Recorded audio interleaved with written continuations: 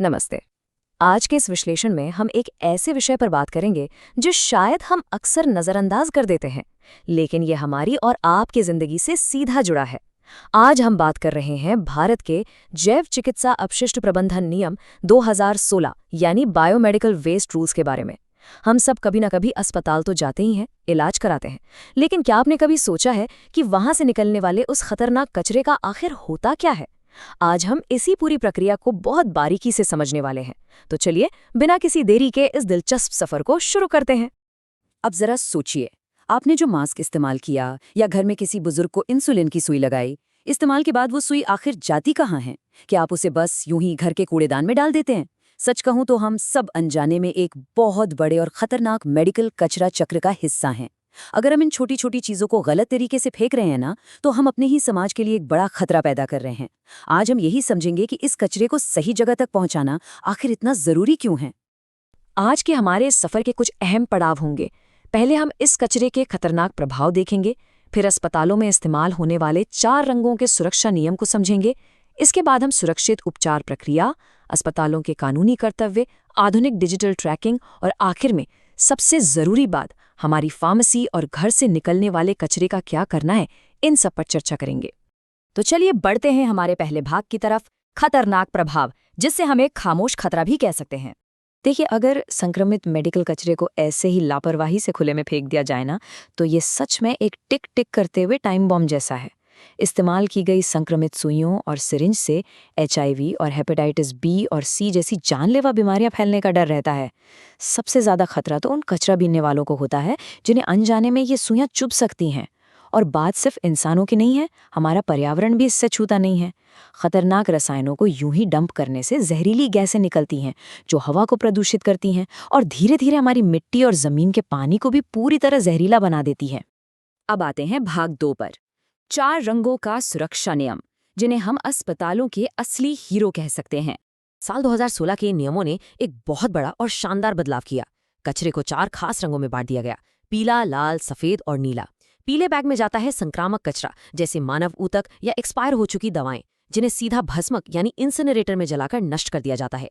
लाल bag में recycle होने वाला कचरा होता है, जैसे IV ट्यूब या इस्तेमाल किए हुए दस्ताने। इन्हें पहले कीटाणु रहित करते हैं, फिर रिसाइकल। सफेद पारदर्शी डिब्बा खास तौर पर नुकीली चीजों के लिए है, जैसे सुई और ब्लेड, ताकि वो बाहर से ही दिख जाएं और किसी को चुभे नहीं।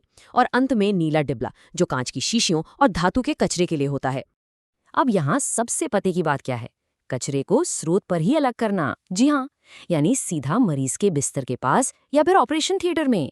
जब कोई डॉक्टर या नर्स कचरे को उसी वक्त सही रंग के बैग में डालते हैं ना, तो वो असल में क्रॉस कंटैमिनेशन यानी संक्रमण को फैलने से रोक रहे होते हैं। इससे कचरे को नष्ट करने का खर्च भी कम होता है और सबसे बड़ी बात, खतरनाक कचरा कभी भी हमारे सामान्य कचरे में मिक्स नहीं हो पाता। चलिए अब भाग 3 की बात करते हैं, सुरक्षित उपचार प्रक्रिया, यानी इस कचरे के खतरे को जड़ से खत्म करना। कचरे को नष्ट करने के मुख्य रूप से 2 तरीके होते हैं। पहला है भस्मीकरण या इंसिनरेशन। इसमें संक्रामक कचरे को बहुत ही उच्च तापमान पर जलाया जाता है, जिससे सारे खतरनाक कीटाणु तुरंत जलकर राख हो जाते हैं। और दूसरा तरीका है ऑटोक्लेविंग। ये बिल्कुल आपके घर के प्रेशर कुकर की तरह काम करता है। इसमें बहुत तेज दबाव वाली भाप का इस्तेमाल करके प्लास्टिक और नुकीली चीज़ों को पूरी तरह से कीटाणु रहित किया जाता है। हाँ, गहरे दफन का इस्तेमाल सिर्फ उन दूर दराज के इलाकों में होता है जहाँ इंसिनरेटर बिल्कुल भी उपलब्ध नहीं है। और अब जरा इन नियमों की सख्ती देखिए।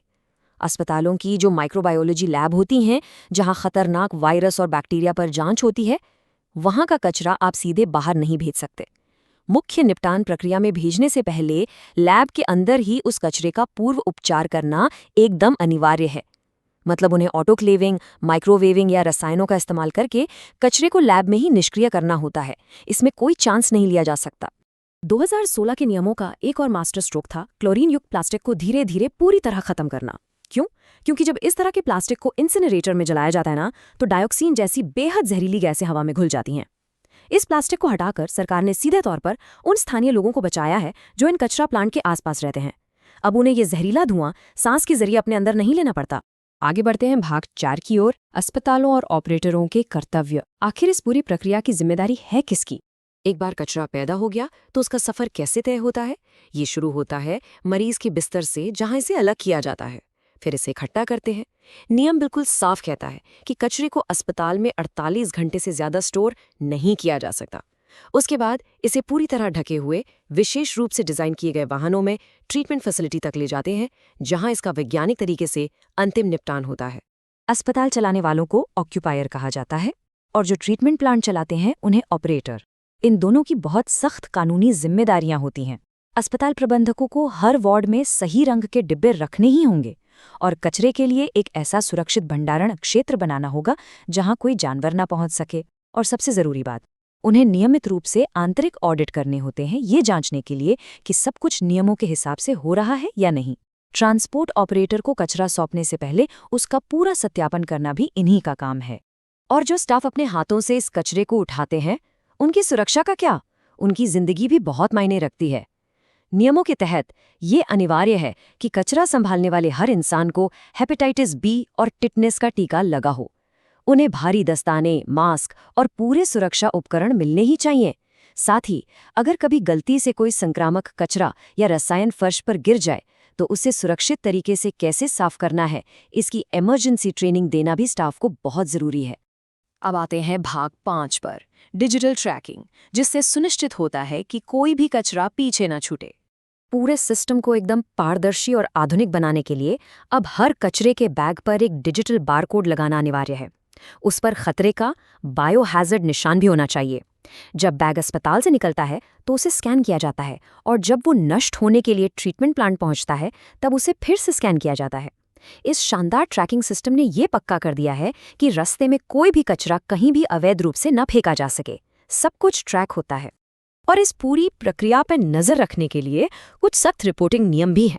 हर अस्पताल और उपचार केंद्र को अपने वार्षिक कचरा प्रबंधन रिपोर्ट सरकार को जमा करनी होती है, जिसमें कचरे का पूरा डेटा होता है। और मान लीजिए अगर कचरा ले जाते समय कोई एक्सीडेंट हो जाए या रिसाव हो जाए तो इसकी सूचना तुरंत स्थानीय प्रदूषण नियंत्रण बोर्ड के अधिकारियों को देना कानूनी रूप से अनिवार्य है। इसे छुपाया नहीं जा सकता। और अब हमारा छठा और आखिरी भाग, फार्मेसी और घरेलू कचरा। इसमें आपकी और हमारी क्या भूमिका है?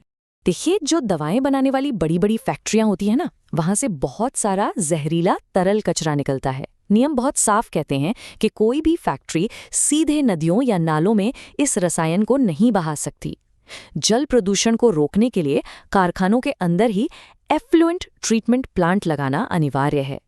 पानी को पूरी तरह साफ और उपचारित करने के बाद ही वे इसे बाहर छोड़ सकते हैं।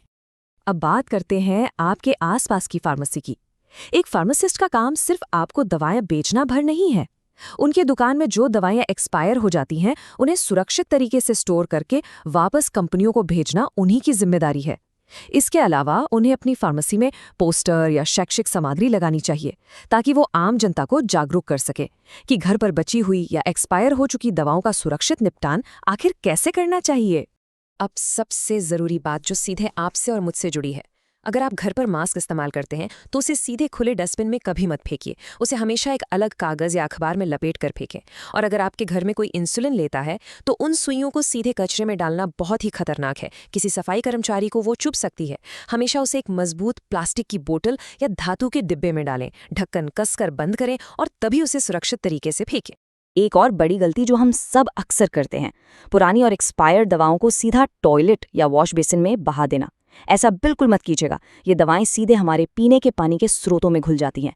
सही तरीका यह है कि दवाओं को पुरानी इस्तेमाल की गई चाय पत्ती या मिट्टी के साथ मिला दें ताकि कोई उन्हें गलती से खा ना सके। फिर थैली में डालकर फेंकें, या सबसे बढ़िया तरीका, अपनी फार्मेसी से पूछें कि क्या वो एक्सपायर्ड दवाएं वापस ले सकते हैं। तो दोस्तों, इस पूरे विश्लेषण के बाद हमें एक बात गहराई से समझनी होगी। उचित कचरा प्रबंधन सिर्फ कोई सरकारी नियम की किताब नहीं है। यह हमारे समुदाय और पर्यावरण को बचाने का सबसे अहम हथियार है। जब हम अपने घर में सही से कचरा फेंकते हैं और अस्पताल अपनी जिम्मेदारी ईमानदारी से निभाते हैं, तभी हम एक सुरक्षित भविष्य बना सकते हैं। तो अब अगली बार जब आप किसी अस्पताल में वो अलग अलग रंग के डिब्बे देखेंगे तो आपको पता होगा कि वो वहाँ क्यों है ना? क्या आप आज से अपने घर के कचरे को लेकर थोड़ा और सतर्क होंगे? सोचने वाली बात है। हमारे इस विश्लेषण से जुड़ने के लिए आपका बहुत बहुत धन्यवाद।